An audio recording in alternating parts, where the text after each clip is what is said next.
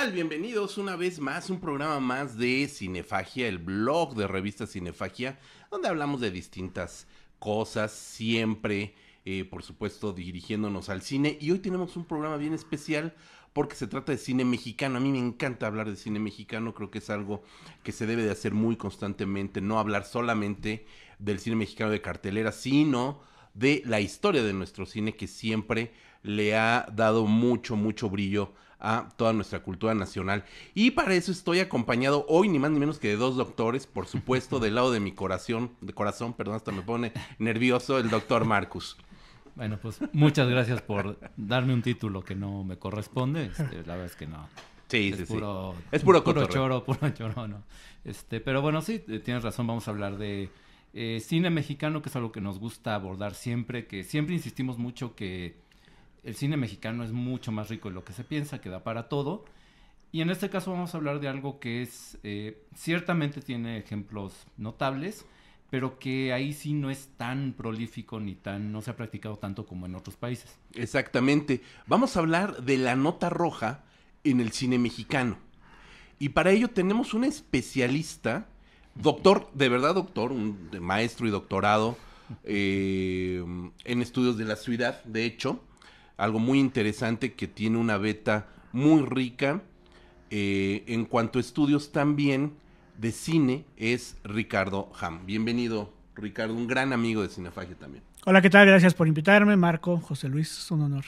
Es un honor para nosotros, Ham, sobre todo porque ha habido poca gente en México que se ha dedicado a hacer una crónica de la nota roja seria, lejos del amarillismo. También se vale hacer amarillismo, se vale hablar en sorna de lo que sucede con la nota roja mexicana, que ya en sí misma es surrealista, pero también es meritorio hacer un estudio serio de la nota roja mexicana y sobre todo vincularla a el cine mexicano. Bien comentaba Marco, no hay muchas películas, no hay mucha oferta de nota roja mexicana, pero lo que hay es maravilloso, Ham.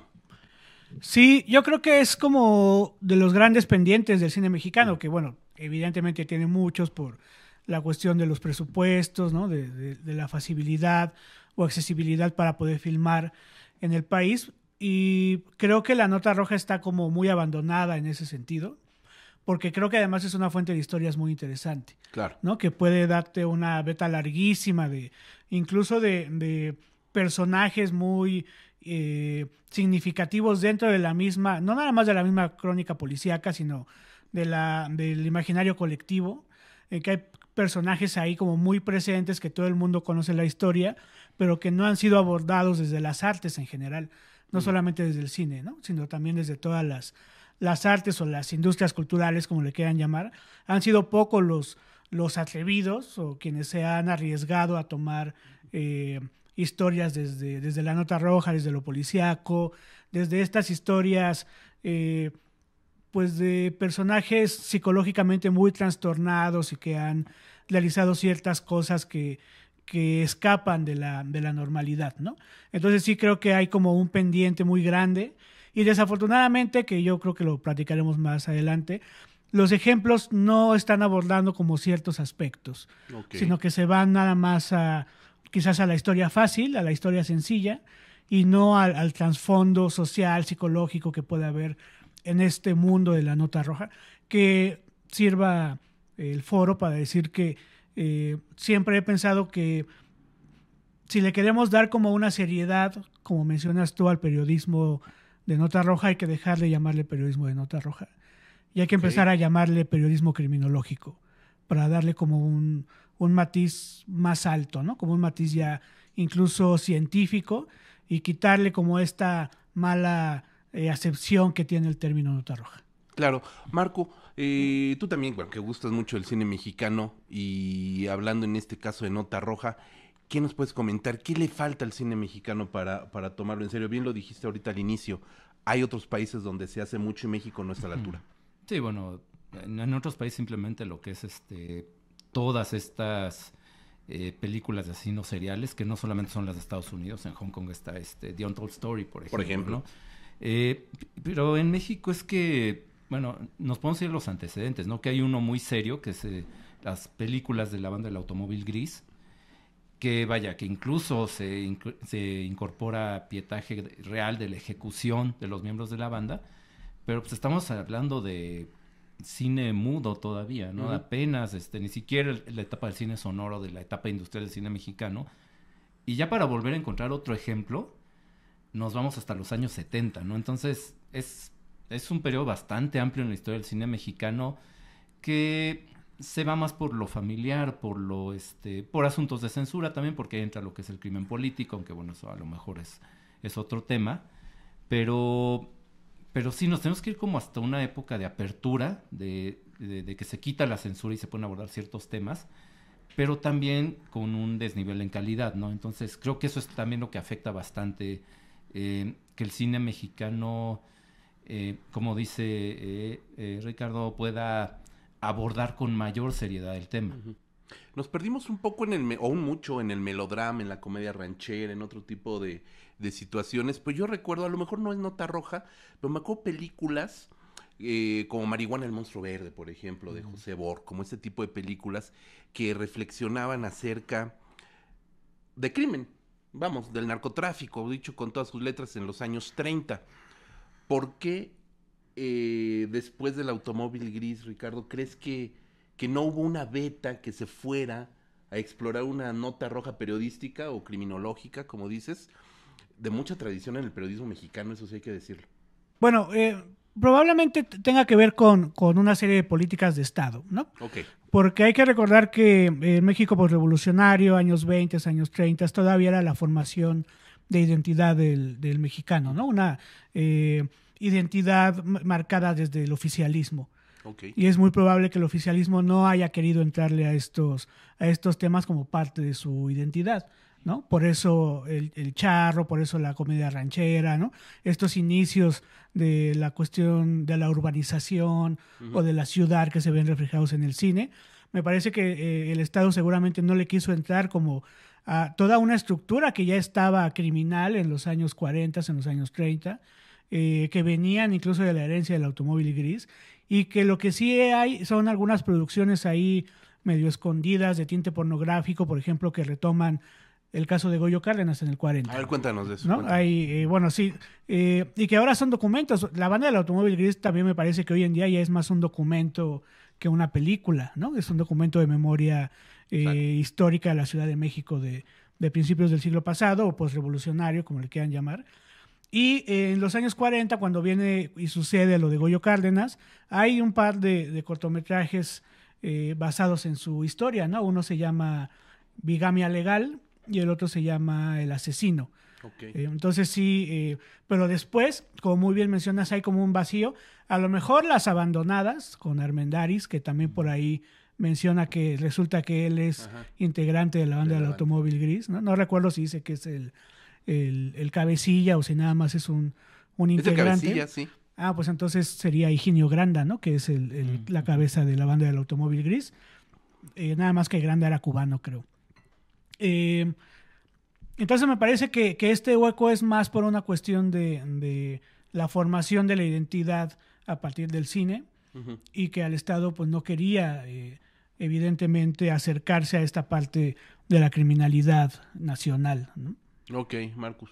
Es que si hablamos de nota roja, bueno, o de periodismo criminológico en el cine mexicano, a fuerza vamos a tener que hablar de censura, porque entre más impacto tenía un medio, recordemos que el gobierno lo vigilaba más, ¿no? Había cosas que se ponían de ser un suplemento cultural, sabíamos que lleva a poca gente en realidad, que en el cine, no digamos en la televisión, pues eran cosas que no se podían mencionar. Yo por eso mencionaba ahorita esto de los años 70, ¿no? Que es hasta esa década, con que, bueno, mencionaba ahorita el caso de Goyo Cárdenas, y que está por ahí una película de José Estrada, que si no la retoma exactamente, pues se inspira o está bastante cercana al caso, ¿no? Que es El Profeta Mimí. Uh-huh. Sí, que bueno, lo retoma en la parte de la relación que tenía el homicida con la mamá, y algunas formas de cómo estrangulaba a las víctimas. A mí El Profeta Mimí me gusta mucho la película. Creo que es muy superior a las películas o a la forma en la que posteriormente se quiso retomar el caso de Goyo Cárdenas, ¿no? Especialmente con la película reciente de Los Pepe Crímenes Buil, del Mar. ¿no? De los Crímenes del Mar del Norte, y un cortometraje por ahí que anda, no es un cortometraje estrictamente hablando, sino que es un segmento de una película que se llama Raptola, Matola, Violola, y que son como pequeños cortos, ¿no? Basados en casos de nota roja. Y hay uno que se llama El Estrangulador de Nativitas, donde Ari Telch es Goyo Cárdenas, ¿no? Y está No me bien. la conozco, fíjate. Sí, está bien hechecito, pero bueno, Profeta Mimí me parece que es, en ese sentido es insuperable, ¿no? Y bueno, y un montón de cosas que hay, más de documental y de programas como informativos sobre Goyo Cárdenas, que sigue siendo como el gran personaje. Una personaje, habría que decir, porque, fíjate, me he topado con jóvenes, cinéfagos muy jóvenes, que no saben quién es Goyo Cárdenas, ¿no? Incluso en algún momento tú lo sabes, tú no sé si todavía la tengas, una camiseta que hicimos para Masacre en Joco con la efigie de Goyo Cárdenas. Y nadie conocía al personaje y era gente que suponemos es aficionada a los asesinos seriales, es aficionada al cine de terror y que saben de pe a pa desde Ted Bundy, así por orden alfabético hasta el que quieras, no hasta el Zodiac, no con Z. Y desconocen Goyo Cárdenas. Dinos rápidamente la importancia de este personaje. Bueno, hace unos días unas semanas más bien fui al Archivo General de la Nación y ni siquiera las personas del Archivo General de la Nación saben quién es Goyo Cárdenas, ¿no? Imagínate. O sea, de ese tamaño está. No sé si a lo mejor es una cuestión como muy friki que nosotros sepamos quién es. Generacional. Goyo. Generacional, puede ser. Bueno, para no hacerlo más extenso, Goyo Cárdenas es un asesino en serie mexicano de los años 40, que para su tiempo fue pues un cometa Halley, digamos, ¿no? De sus tiempos, porque asesinó a 4 mujeres. La última de ellas fue bueno, él tenía como cierto aprecio sentimental para con ella, y las 3 primeras fueron prostitutas, pero es muy interesante porque eran prostitutas de 14, 16 años, algo que hoy, 70 años después, seguimos cuestionando esta parte de la trata de blancas, ¿no? De la prostitución infantil, y lo tenemos en la Ciudad de México desde los años 40. Y desde ¿no? antes, muy seguro. Bueno, sí, pero digamos que registrado desde los años 40. Y entonces, bueno, asesina a las 4 mujeres, las entierra en su jardín, en la casa marcada con el número 20, creo que de la calle de Mar del Norte, en el barrio de Tacuba. Una casa que todavía existe, que todavía está la construcción en pie, y que pasas por ahí, parece que se detuviera el tiempo. Y bueno, después él es ingresado a la Castañeda. Bueno, primero se finge loco. Como se estaba fingiendo loco, pues lo llevan a la Castañeda, donde está nada más 2 años, porque pues salía y entraba, ¿no? Se iba de vacaciones a Oaxaca y regresaba. Entonces, en una de sus salidas a vacaciones lo ve la gente de la policía secreta, que en ese entonces funcionaba bastante bien, y lo regresan a Lecumberri, donde ya pasa 30, 32 años, siendo la persona que más años vive en Lecumberri. Y que yo siempre resalto esta parte porque sobrevivir a la Castañeda y sobrevivir a Lecumberri ya es por sí solo una hazaña, ¿no? Y después, bueno, resulta que estudia leyes en Lecumberri, lo estudia por correspondencia, y cuando sale se incorpora a la Universidad Nacional, donde hace su examen profesional, y se titula como abogado. Él y Salvador Salmerón llevan su caso para poder salir de Lecumberri, le piden un indulto a Echeverría, y bueno, cuando lo indultan lo llevan a la Cámara de Diputados, donde la evidente mayoría priista de la época pues lo ovaciona de pie, ¿no?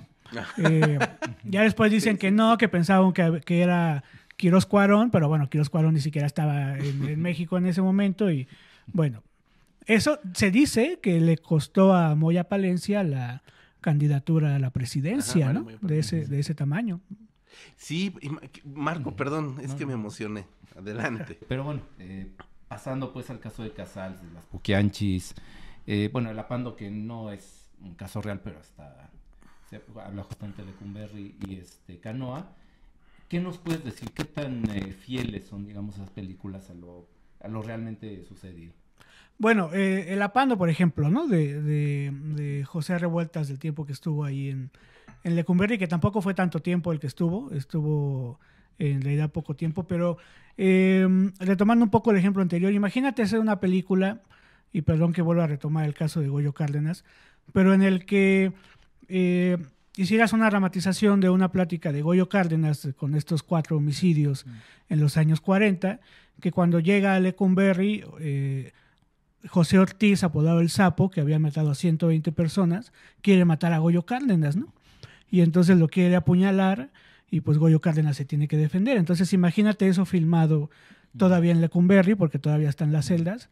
Bueno, eso sería, desde el punto de vista de la historia y hasta de la cinematografía, sería como interesantísimo. Sería épico. ¿No? Sería épico, claro. Sí. Obvio, tienes que meterte a investigar, porque, pero están todas las crónicas de Goyo Cárdenas de lo que vivió en Lecumberri, y como bien dicen ustedes, desafortunadamente esa es la parte que no se ha mostrado, cómo era conseguir una pieza de pan en Lecumberri, ¿no? Que se la tenía que quitar a las ratas, o no sé, pan duro que lo tenía que humedecer en agua para que se lo pudieran comer. Toda esta historia de Lecumberri no está, más o menos se asoma un poco en el Apando, ¿no? Más o menos. Yo creo que el Apando todavía es amable, ¿no? Con las historias o las crónicas que hay de lo que pasaba en Lecumberri.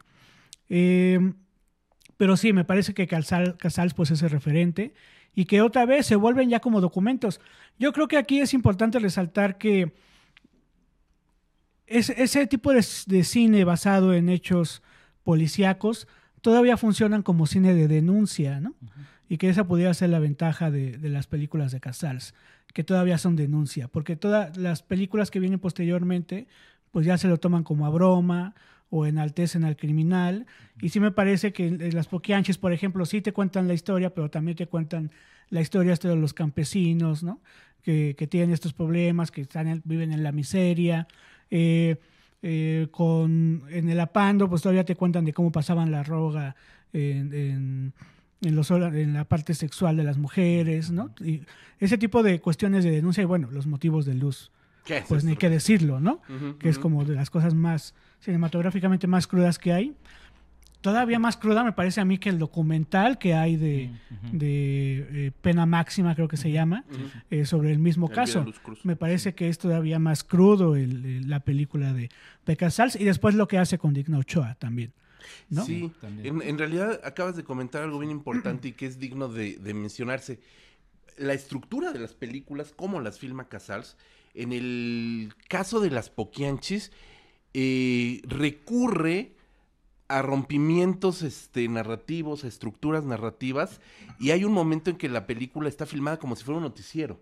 Entonces llega un momento en que hace prácticamente una docuficción que va a ser también parte del estilo con el que aborda los motivos de luz.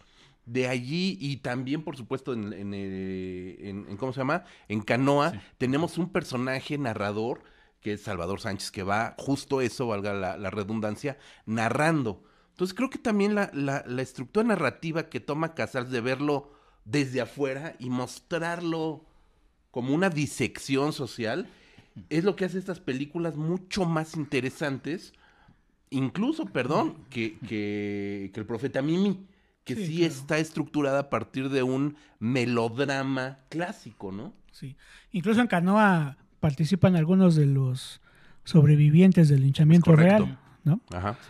Entonces, bueno, también como esa parte de documental que queda ahí como plasmada en estas películas de Casals, que sí creo que son como una tetralogía que valdría mucho la pena de repente mostrarla hasta los estudiantes de criminología, ¿no? Porque de repente ni siquiera conocen los casos, regresamos al tema del principio, ¿no? O la gente de estudios sociales que no saben qué pasó en Canoa, o no tienen una explicación de cuestiones del linchamiento, de la violencia colectiva. Bueno, eso te sirve como documento también. Claro. ¿No? La parte pedagógica del cine, o la parte del entorno social filmado, por así mencionarlo, ¿no? Sí, es que ahorita que comentas de los estudiantes de criminología, me parece hasta cierto punto lamentable que las referencias sean más un CSI, un Criminal Minds, como este tipo de seriales o de series.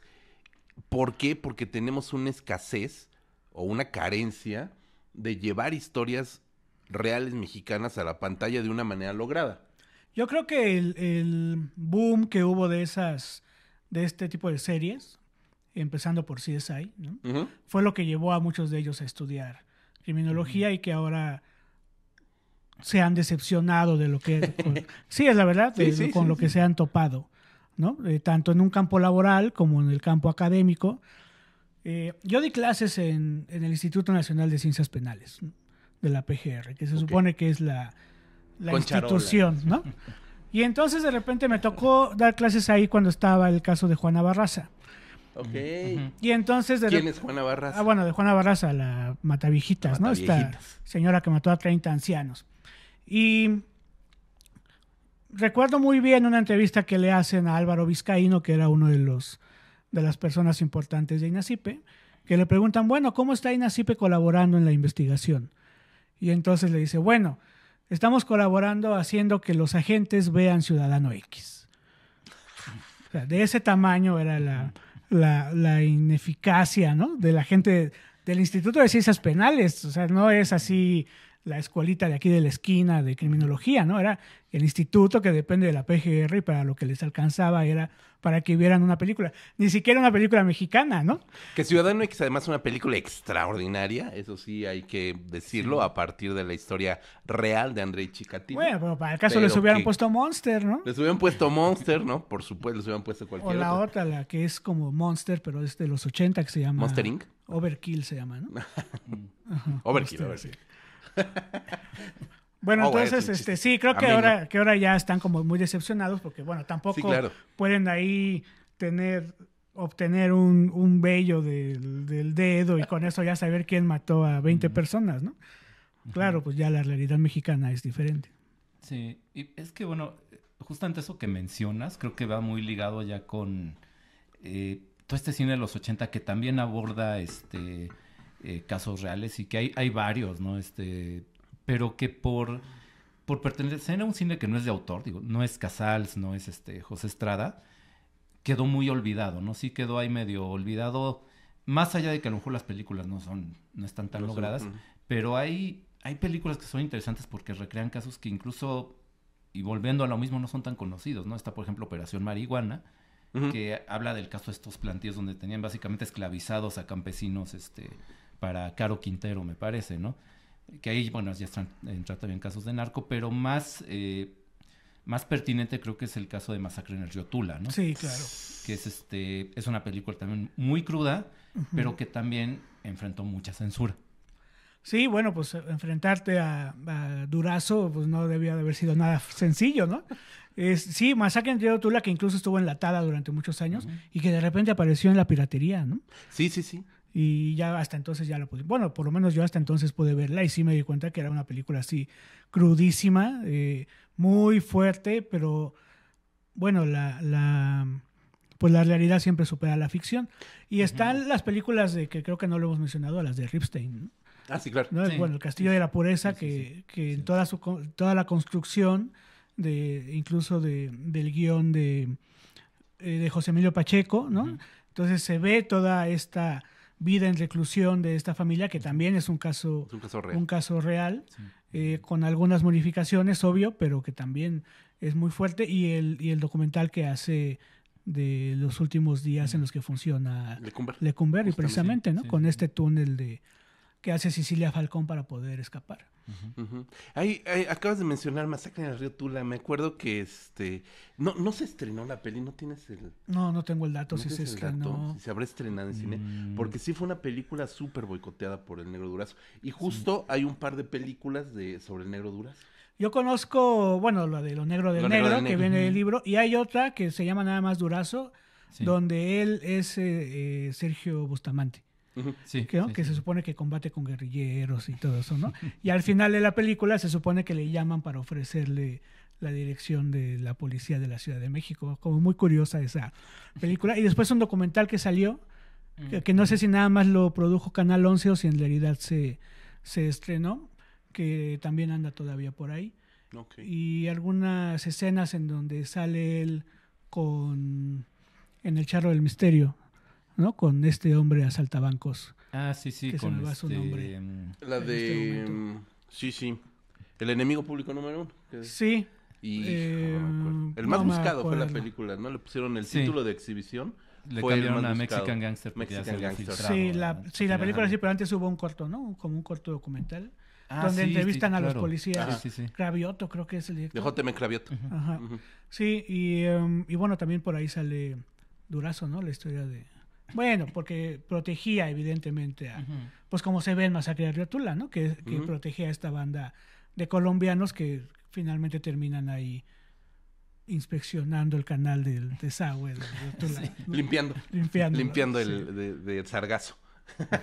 No, pero hay muy pocas películas. Creo que sí hemos tenido a lo largo de los años, desde estos temas de pandillas, de mafias, como podría ser Masacre en el Río Tula, hasta personalidades propias de asesinos seriales.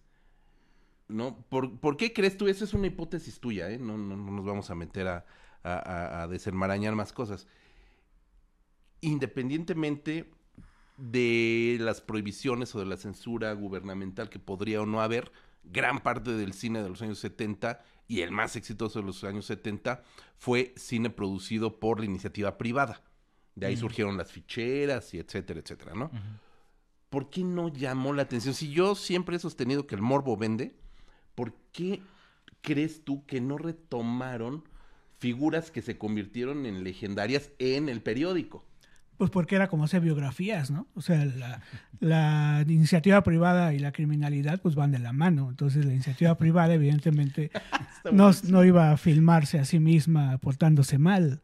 Donde sí ha habido un eco fuerte es en el videohome.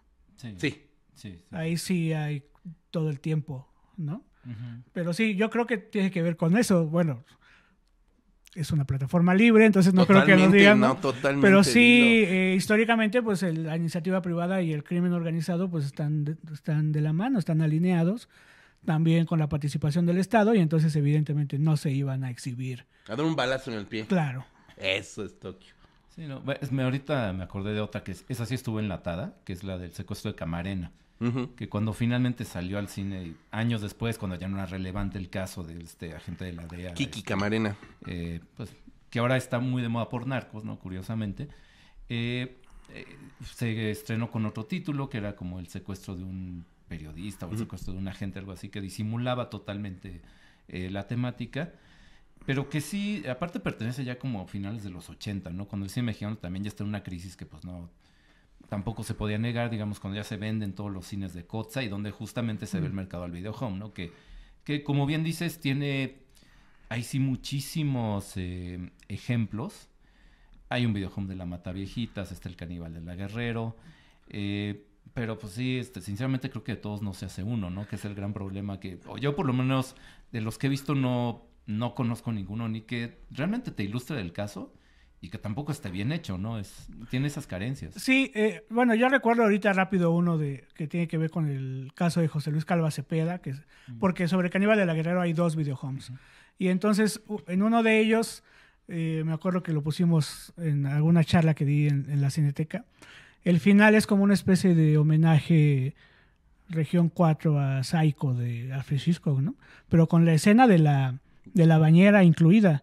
Y entonces al final es muy jocoso porque resulta que el tipo el que se supone que es el caníbal de la Guerrero, invita a toda su familia a una comida y entonces el plato principal es la cabeza de la mamá, ¿no?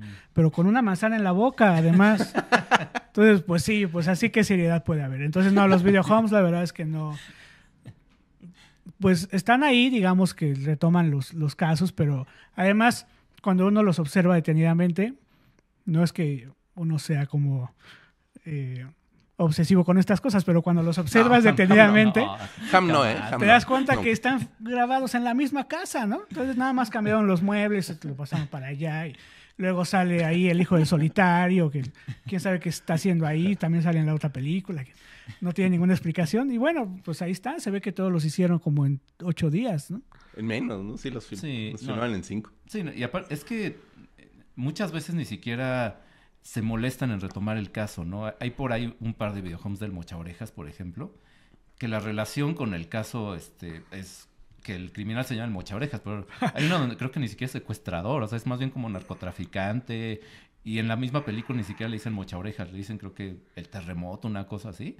Y el título del video home es mocha orejas. Y creo que la única relación, digamos, una linaje que tiene la película es que le hizo Ángel Rodríguez, uno de los peores directores del cine mexicano, que había hecho también la del secuestro de Camarena, si no me equivoco, ¿no? Entonces, también es un asunto de que muchos quitando a un Ripstein, quitando a un Casals, estamos ya como que en un caso donde los peores directores se encargan de hablar de estos casos en la peor etapa del cine mexicano, que es pues el video home en la mayoría de los casos, ¿no? Hay algunos rescatables, pero por lo menos los de crimen, perdón, no hay ninguno realmente muy destacado. También recuerdo una película que se llama Los Narcosatánicos, que es todavía con César Bono. Sí. No tiene nada que ver con el caso de Constanzo, ¿no? Entonces, decepción. Bueno, también como esperaba uno que César Bono fuera Constanzo, ¿no? También es culpa de uno, pero sí, no tiene nada que ver con los casos reales, que es lo que les decía hace rato, ¿no? Que son pocos los directores que en realidad toman la beta como social, ¿no? Como de la miseria humana, y otros prefieren irse como a la chacota y pues qué chistosito, ¿no? Ham, hay algo bien importante, el documental mexicano, que nosotros siempre ponderamos mucho el documental mexicano, que es de las grandes cosas que se hace en México. Sí ha tenido documentales, valga la redundancia, sobre casos, de nota roja o criminología mexicana, ¿no? ¿Te acuerdas de algunos de los más sobresalientes? Sí, bueno, creo que retomando Lecumberri, yo creo que el documental que se llama Historia de un documento, que es de estudiantes y de presos políticos en Lecumberri que alcanzaron a filmar algunas cosas de las que pasaban en el interior, ¿no? Creo que es más bien como francesa y ya después llegó aquí a México, pero es de cómo funcionaba Lecumberri. Y yo creo que el que está por encima de todos, aunque no es exclusivamente el documental por completo de casos de nota roja, es 1973, ¿no? Porque uno de los segmentos, el segmento de Alejandro Cota, está filmado, bueno, es todo su testimonio, o sus dos testimonios, para no hacer spoilers, ¿no? Pero con escenas incluso del interior de la casa de Alejandro Cota, donde asesina a toda su familia, ¿no?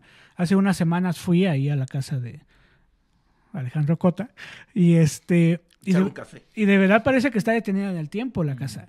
Pasas por ahí, está pintada de la misma forma, ¿no? Y entonces creo que ese segmento supera a muchas de las cosas que he visto yo sobre documentales de nota roja, y son que como 30 minutos, ¿no? Sí. Pero sí, es interesantísimo. El segmento es como de 30 minutos. Hasta para clases de psicología criminal. También. A mí me gusta mucho Intimidades entre Shakespeare y Víctor Hugo. Sí. También, ese me gusta, que es un documental también, un poco también como documental de la cineasta y su abuelita, un poco como de remembranza familiar, pero la anécdota que gira en torno de la familia, de la abuela, de hecho, que rentaba que era un cuarto, no sé si era un departamento era como tal, un cuarto de azotea. unas habitaciones de azotea, a quien después se convirtió en un asesino, ¿no? Sí, después busqué el dato ahí en la prensa y sí, efectivamente estaba la parte del incendio, porque se supone que él muere, ¿no? A partir de que se le queman las piernas y ya no aguanta la cirugía y muere, y como que a partir de ahí se dan cuenta de que era un asesino en serie porque quería quemar los periódicos y las identificaciones. Y sí, efectivamente era un asesino que, por lo menos en el periódico La Prensa, le estuvieron dando seguimiento durante varias semanas, y esto de que le sacaba el corazón con una botella y pintaba en los espejos de los hoteles es cierto. Yo tenía como mis dudas y pensé que no era como tan importante el caso, pero ya rastreándolo en hemerotecas y eso sí es bien interesante el caso de Jorge Riose, se llama el personaje, ¿no? Mira, nada más. Por acá, el productor, mi querido Octavio Serra, nos estaba haciendo mensajitos de Aro Tolbukin. Que empieza como una especie de falso, ¿no? Documental, sí. Y que entraría más como en la parte de los asesinos en serie, ¿no? Que se supone que es Guatemala. Bueno, Sí, es en Guatemala. En Guatemala, ¿no? Sí. De este hombre que le prende fuego a las víctimas. Y es interesante porque sí se mete, como el nombre de la película, en la psique del asesino, ¿no? Entonces, hay otra película donde que se llama Crónicas, creo, donde que es como sí, con una Damián Alcázar. Ajá, que él es un asesino en serie y está súper interesante Esa la es actuación. ecuatoriana, ¿no? si mal no recuerdo, es coproducción con Ecuador, ¿no? Sale sí. John Leguizamo, creo, ¿no? Sí, ¿Qué? también. Ajá. Leguizamo es el policía que policía. persigue al asesino que interpreta Alcázar. Es una coproducción con Y- Ecuador, y si mal no recuerdo. Yo no sé qué tanto se basa en el caso colombiano de este asesino de niños. De Garavito. Lo menciona, Garavito, de hecho, ¿no? sí. Se supone que Leguizamo hay una parte donde dice, ay, pues cuando entrevisté a Garavito también se quebró y entonces Damián Alcázar dice, no, pues la verdad es que yo no voy a hacer eso. Oye, de Garavito no hay película. No, no hay película. Wow. Yo leí el libro, ¿cómo se llama el libro? 192 niños asesinados. 192 niños asesinados. Gracias a que el doctor Ricardo Han ¿cómo se llama? Me lo recetó. Entonces, y es un libro que te estremece. Pero bueno, cerramos paréntesis, no hay película de esa, pero bueno, hacen referencia en... Y Damián Alcázar también sale en otra que se llama Satanás, que es la adaptación de una novela, pero que es un caso real, ¿no? Que es la masacre de Poceto, donde un francotirador brasileño, colombiano, no me acuerdo.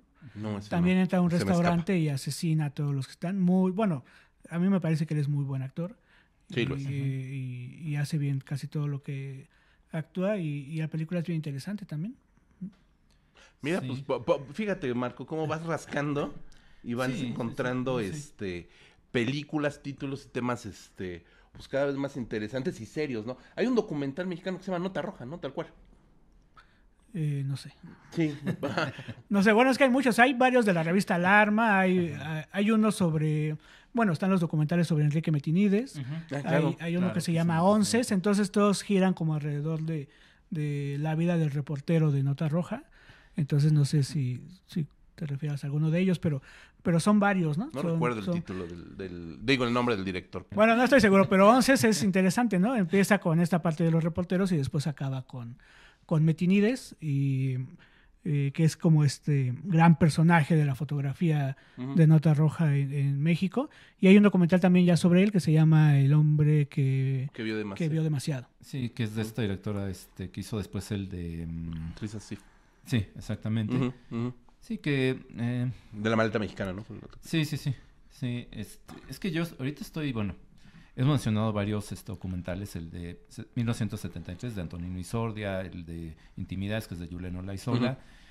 Yo estoy tratando de hacer memoria de alguna película, digamos que en esta etapa del nuevo, ya no sé, cine mexicano, que sea como un ejemplo notable, ¿no? Y lo único que se me ocurre son como coincidencias, me acuerdo que cuando fue el caso de los linchamientos de los agentes de la Policía Federal en Tláhuac, al día siguiente me tocó ir a la función de prensa de Cero Iván 4, ¿no? Que uno de los segmentos es de un linchamiento. Sí. Que está manejado como en tono de comedia, de humor negro, y la verdad es que en ese momento pues era lo que menos. menos te divertía, ¿no? Entonces, no sé si recuerdes alguna otra película reciente que... Pues no sé si Profundo Carmesí, Sí, Pues creo que sí, es lo más reciente. que es un caso... Es un caso real.